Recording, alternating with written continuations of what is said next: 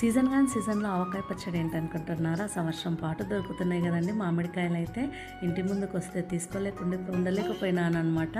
కానీ మామిడికాయలు కట్ చేసి చూస్తే చాలా పుల్లగా ఉన్నాయి. ఇంత పుల్లగా ఉన్న తర్వాత మనం ఇలా చిన్ని ముక్కలతో చట్నీ పెట్టుకోకుండా ఎలా ఉంటాం, ప్రాసెస్లోకి అయితే వెళ్ళిపోదాం అనమాట. ముందుగా 1 టేబుల్ స్పూన్ ఆవాలు ఇంకా మెంతులు వేసుకొని ఇలా ఫ్రై చేసుకొని మనం పౌడర్లా చేసి పెట్టుకోవాలి.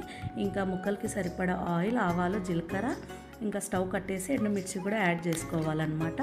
ఆయిల్ మొత్తం చల్లారిన తర్వాత కారం, ఇంకా ఉప్పు, పసుపు, ఇంకా ముందుగానే మనం పౌడర్ చేసి పెట్టుకున్న మెంతుల ఆవాల పొడిని కూడా యాడ్ చేసుకొని మంచిగా కలుపుకోవాలి. ఒకసారి ఇలా కలుపుకున్న తర్వాత మనం చిన్నగా ముక్కలు కట్ చేసి పెట్టుకున్న ఈ మామిడికాయ ముక్కల్ని కూడా వేసుకొని కలుపుకోవాలన్నమాట. ఇది ఊరనవసరం లేదు. అలాగే వెల్లుల్లి రెబ్బలు కూడా ఇలా కచ్చాపచ్చగా దంచుకొని వేసుకోవాలి.